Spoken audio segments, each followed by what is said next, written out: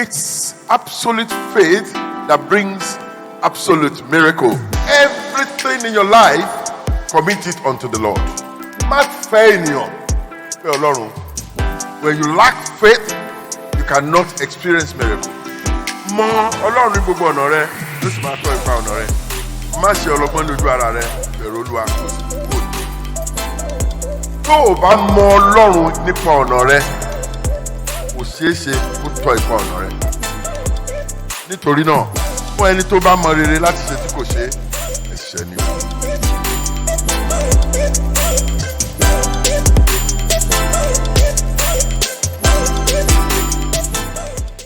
Olórin kan tó ń kọrin reggae several years ago, ó ní your worst enemy could be your best friend and your best friend your worst enemy.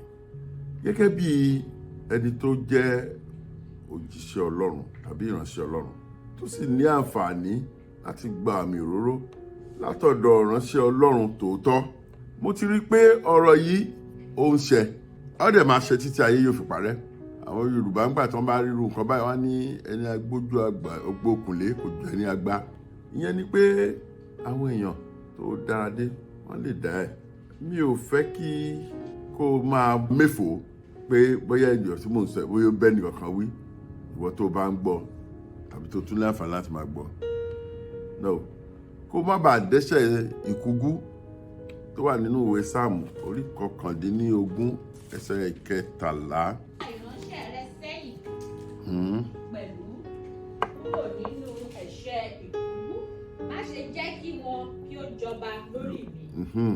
Nígbà náà ni èmi ò dúró ṣinṣin, èmi ò sì ṣe aláìjẹ̀bi kúrò nínú ẹ̀ṣẹ̀ ńlá rẹ̀. So ó ṣe é ṣe kó tí ẹni báyìí ni wọ́n bá wí. Ṣùgbọ́n Yorùbá mọ̀ pé téèyàn bá sọ̀rọ̀ ó lè ta bọ́pọ̀lọpọ̀ èèyàn. Wọ́n á tún ní pẹ̀tẹ̀pẹ̀tẹ̀ tá a bá nà ní pàpà ẹni ó bá ta bá kó má fi ṣèbínú. Bóyá mi pàápàá tí mò ń sọ ó lè ta bẹ́ẹ̀ mi náà.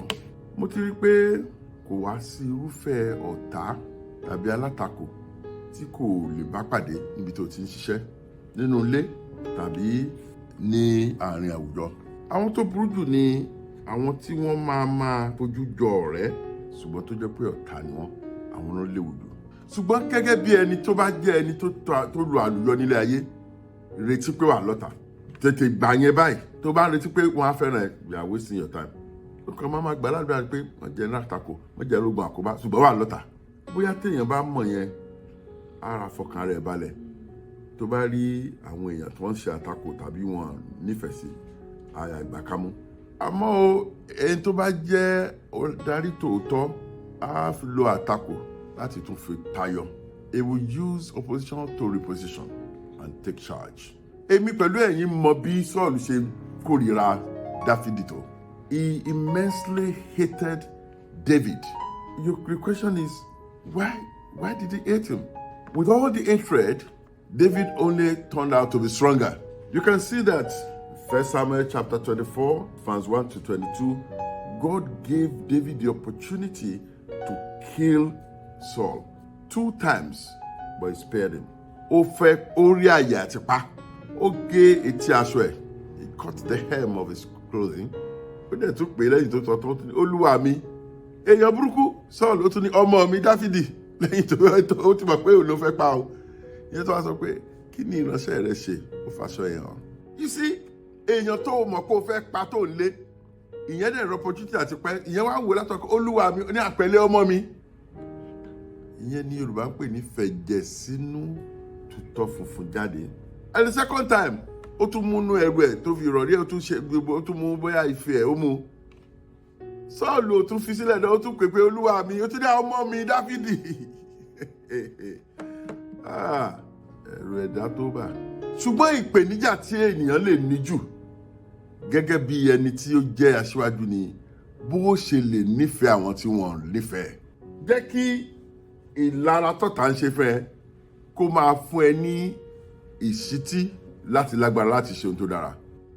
They blatantly hate you, but you also need to love them. Bóyá kó tó lè mọ̀ bó ṣe lè nífẹ̀ẹ́ àtàbí ó yẹ kó máa nífẹ̀ẹ́ àwọn tó kórìíra ẹ̀. Maybe ó yẹ kó kọ́kọ́ mọ̀ pé àwọn wo ló lè kàṣẹ́ntì kò nífẹ̀ẹ́. Because ẹlòmíì wà tó yẹ pé wàá máa rò lọ́kàn rẹ̀ pé kò nífẹ̀ẹ́, tó yẹ pé ó nífẹ̀ẹ́, nǹkan tó kàn ṣẹlẹ̀ ni pé bóyá ó like kò sóòótọ́ ó dẹ̀ like ẹ̀, tàbí ó like ó straight pẹ̀lú ẹ, tó bá rí ẹ pé wrong aṣọ ó dẹ̀ ti make up mind ẹ̀ pé eléyìí ò nífẹ̀ẹ́ mi ni. Ṣùgbọ́n àwọn ló ti fẹ́ mẹni tó really ní kórìíra ẹ̀. The only identity tí àwọn tó hate ẹ ni is simply the way to define them. Those who hate you are not your friends. There's no other way. If you can't hate somebody and still be his friend. Which means you have to be able to overcome hatred to show love. A good example of your enemy is expressed by Christ, who is likely going to be your enemy. Is expressed by Christ in Matthew chapter 12 verse 30. Jésù pàápàá fún wa ní àpẹẹrẹ ohun tó dàbí ẹ̀ta lè pè kà sí ọ̀tá. Very simple way ló sọ, ṣùgbọ́n tó o bá wò dáadáa o tẹ̀ ní wò pé bóyá ó ń di bí ọ̀tá. Ẹni tí kò bá wà pẹ̀lú mi, ó ṣe òdì sí mi. Ẹni tí kò bá sì bá mi kó pọ̀, ó ń fọ́nká. Therefore, if somebody is not with you, either in thought or in mind or anything or in your mission, if he doesn't see things with you, he's against you. Let us do a quick example. You put somebody in position, you say, you are supposed to do this for me. And that fellow begins to work against that thing you ask him to do. That is not your friend. It might be your family, it might be smiling at you, it might be doing that. As long as he's working against your interest, he is not your friend. Ṣùgbọ́n ètò burú jù ni those who work against the interest of God. Àwọn tó ń tako iṣẹ́ ìránṣẹ́ tí Ọlọ́run gbé fún ènìyàn. Irú ènìyàn bẹ́ẹ̀ wọ́n ń ṣe ọ̀tá ẹ̀ tó ń tako iṣẹ́. Ọ̀tá ta ló jẹ́? Ọ̀tá Ọlọ́run ni wọ́n. Even wọ́n lè wà nínú ìjọ tẹ́ wà, wọ́n á dẹ̀ dúró tì í, ṣùgbọ́n wọ́n ń ṣe ọ̀tá Ọlọ́run nítorí pé wọ́n ń tako iṣẹ́ ìránṣẹ́ yẹn. Eléyìí mú mi lọ sí Psalm 105 verse 5. Pé ẹ má ṣe fi ọwọ́ kan ẹni àmì òróró mi, kí ẹ má sì ṣe àwọn wòlíì mi ní. Nígbà tí èèyàn bá ń tako iṣẹ́ ẹni àmì òróró, ṣé kò ti tako Ọlọ́run? Especially if you have an anointing that is very original. Ṣé ká bára oṣù tọrọ, truth be said, ó yẹ kémi àtẹ̀yìn kẹ́kọ̀ọ́ nínú ìgbésí ayé Saul àti Dáfídì. Saul was anointed king. David was also anointed. Ata àmì òróró sí orí Saul, ẹ mọ̀ tán Saul, ará Benjamin, tó ń wá kẹ́tẹ́kẹ́tẹ́ bàbá ẹ̀ lọ. Samuel pàdé ẹ̀ lọ́nà, ó yàn. Nígbà táwọn Israẹli láwọn fẹ́ ọba, Ọlọ́run kò lọ yàn. Saul jẹ́ tó tóbi, ó fìrìgbọ̀n léèyàn. Bó ṣe fìrìgbọ̀n tó yẹn, kò lè kápá Goliath. Dáfídì ọmọdé, who was just about 17, ó ní agbédìde láti lè bá Goliath jà. Ọlọ́run ló lè tàmì òróró sáwọn méjèèjì lórí. Iṣẹ́ tí Dáfídì ṣe yìí lẹ́yìn tí ó yọ àwọn ọmọ Ísírẹ́lì ní ọwọ́ ọlọ́kàn gíga Goliath ni, the boastful Goliath, ó dọ̀tá Saul àti mú ẹ̀yìn Saul bẹ̀rẹ̀ sí bàjá. Ó dẹ̀ draw battle line pé okay, tó bá tó bẹ́ẹ̀ kó kọjá àlàyé. Saul fa ìlà ìjà láàrin òun àti Dáfídì. Dáfídì mọ̀ pé ó wẹ̀mí òun, ṣùgbọ́n Saul ń pretend pé òun wẹ̀mí ẹ̀. Ṣùgbọ́n èmi àtẹ̀yìn ṣé ẹ mọ̀ pé ọ̀rọ̀ 12:30 yẹn, Matthew yẹn, ó bá mu pé he that is not with me is against me. Dáfídì sì ń lọ jagun fún Ísírẹ́lì. Dáfídì ń jagun pa àwọn ẹ̀tá lọ, ṣùgbọ́n inú ń bí Sọ́ọ̀lù sí. Ní àkókò tí Sọ́ọ̀lù ń bá bínú yìí, ẹ rí pé there are two kinds of anointing working now. There's the anointing that if we were to look at it pẹ̀lú ojú ayé, is an expired anointing. Torí Ọlọ́run pàápàá ti padà lẹ́yìn ẹ̀. But there's the fresh anointing of David. This fresh anointing, read my lips, is a kind of anointing that remains permanent. Because for David, no matter what, David remains the favorite of God. Anyway, bàbá tó ń jẹ́ Sọ́ọ̀lù yìí, ó lóun láti pa David yìí ni, ó ń lé lọ. Ọlọ́run wá fún ẹni tó ní fresh anointing bí mo ti sọ lákọ̀ọ́kọ́ yẹn, ó fún ní opportunity, ààyè àti àǹfààní láti pa bàbá tí anointing ti ń expire lọ. Lẹ́ẹ̀mejì bí o ṣe sọ lákọ̀ọ́kọ́ bẹ̀rẹ̀ rẹ̀ kò pa. Instead tó fi máa pa, ó fi sílẹ̀. Ó nítorí pé òun ò lè jẹ́ kóun fi ọwọ́ òun pa ẹni tó jẹ́ ẹni àmì ró. Ìyẹn wà ní 1 Samuel 24 àti 1 Samuel 26 méjèèjì yẹn. Ṣùgbọ́n ẹnìkan tí wá mo fẹ́ kẹ́ mọ orí èèyàn ti ṣe David jẹ́ ni o pé òun rèé o ó fẹ́ wá ṣe súfí láti sọ pé òun wà nínú àwọn tó ń lò. Mi ò kò dá mi lójú pé ẹni yẹn gangan ni because nǹkan Bíbélì sọ pàápàá pé Sọ́ọ̀lù fúnra ẹ̀ ló kọlu idà yẹn ṣùgbọ́n ẹni sọ pé òun ló ní kó ń kọlu idà yẹn àbí.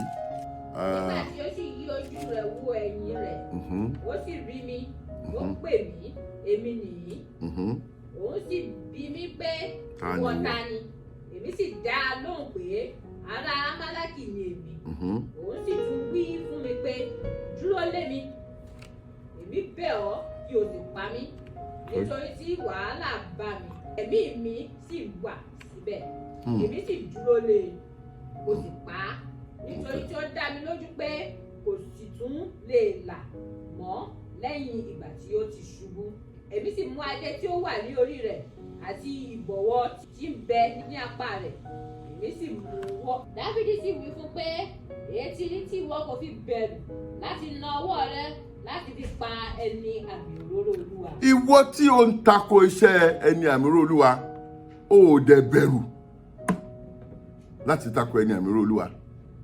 Ẹ wá ohun tó ṣẹlẹ̀ 15 Dáfídì wá sọ pé. Dáfídì sì pé ọ̀kan nínú àwọn ọmọdékùnrin ó sì wí pé súnmọ́ kí o sì kọlù ó sì kọlù òun sì kú. Ẹnu ará Amálẹ́kà yẹn ló pa because Bíbélì ò sọ pé òun gangan ló pa Sọ́ọ̀lù àbí ṣùgbọ́n lóun ló ń ṣe mo rò pé ó fẹ́ gba ọkùnrin bẹ́ẹ̀ níwọ náà tó bá wà nínú ìjọ tó bá ń tako iṣẹ́ ìránṣẹ́ ẹni àmì òróró Ọlọ́run ọlọ́mọdéẹnu rẹ̀ ó pa ọ́ ṣùgbọ́n bí tí mò ń lọ lówùúrọ̀ yìí báwo ni wọ́n sì lè sọ ìfẹ́ tàbí ìríra di ìfẹ́ tàbí kó sọ di agbára.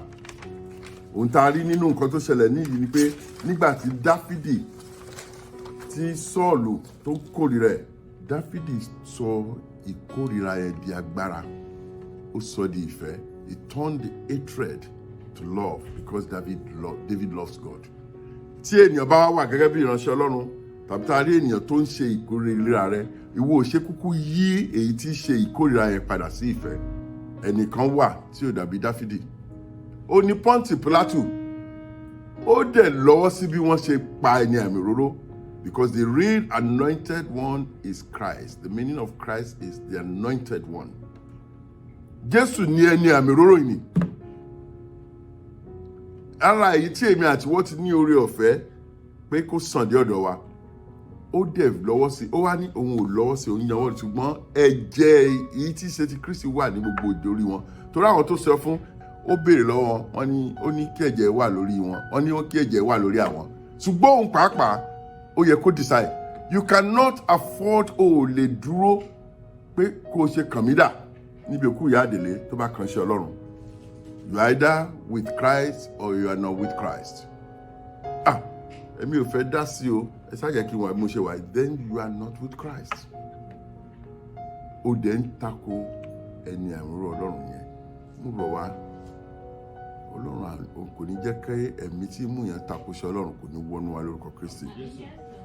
Lónìí mo fẹ́ kí èmi àtẹ̀yin ṣe bí Dáfídì lákọ̀ọ́kọ́ nígbà tí ọ̀tá bá dojúkọ wá ká máa rántí pé orin kan sọ pé nígbà tí ẹ bá ń já ìjà rere tí ọ̀tá fẹ́rẹ̀ borí yín ogun Ọlọ́run tẹ́ korí pọ̀ ju àwọn ọ̀tá yìí lọ.